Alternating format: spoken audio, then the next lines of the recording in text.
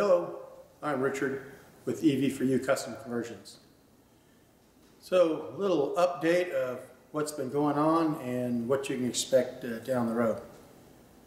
First of all, this is September 2016. It's been a couple months since our last video. The last one was an update on the Karmann Ghia. And further news along those lines, it was a little earlier in the summer and we'd been driving in 108, 110 degree weather and reported that the car was running perfect in the heat, which has always been the problem in the past. It wasn't anything with the conversion, it was just that the components weren't up to the task of the extreme environment in which we used them. For instance, the hilly terrain, the high-speed freeway driving, interstate driving, and the high ambient temperatures, hilly terrain.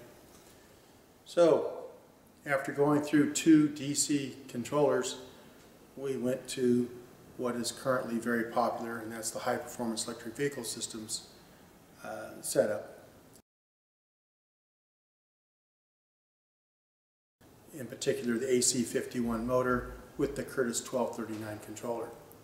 And with our own cooling system, we found that it works perfect.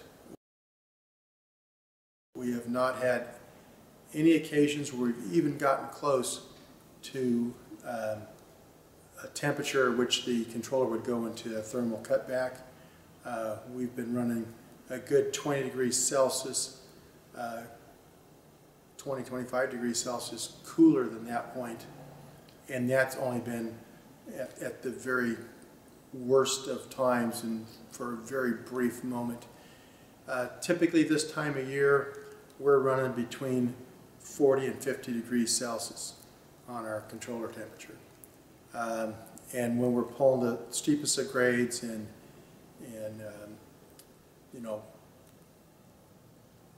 pulling away from traffic and that kind of thing, sometimes on these grades, just to get out of the thick of things, we've bumped it up to 60, 62 a couple times, but that's just momentary.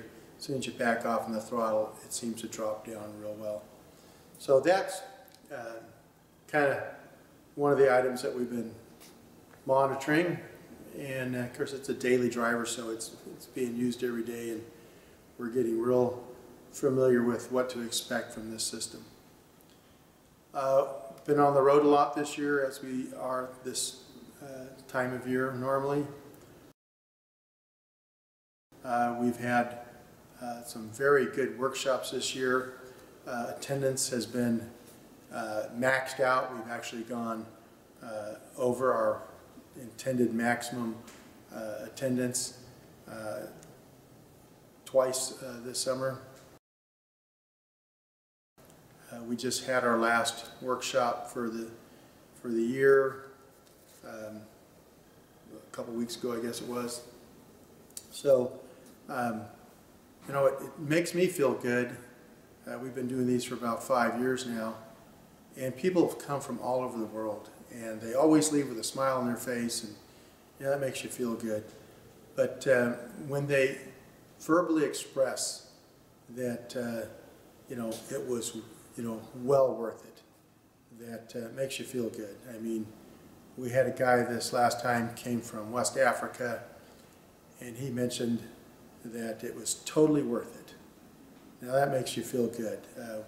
We put these things on to give people the big picture understanding and what's involved in the conversion, and so that they can go back to wherever and do it themselves. And so it's really good to hear that people that have invested a lot just to get here feel that it was well worth it, and that our efforts are not just in vain. We're not just spinning our wheels here. We are making a difference. And we know that's true since there are some people that are in the business that are fairly well known, very well publicized, who took our workshops. So yeah, And they've evolved with time as things have changed in the industry. The workshops, of course, have had to be slightly modified and updated. But the basics stay the same. So anyway, there's that, travel, workshops. And we spend an awful lot of time on the road, either for business where we're towing our vehicles to events, or we're towing customers' vehicles, pickup and delivery, or if we're traveling in our fifth wheel trailer, which is behind me. And so we're going to have a couple of videos coming up that will deal with tow vehicles. And so we'll those that tow a lot can maybe appreciate this. Those of you only interested in conversion stuff, you may, not be as interested.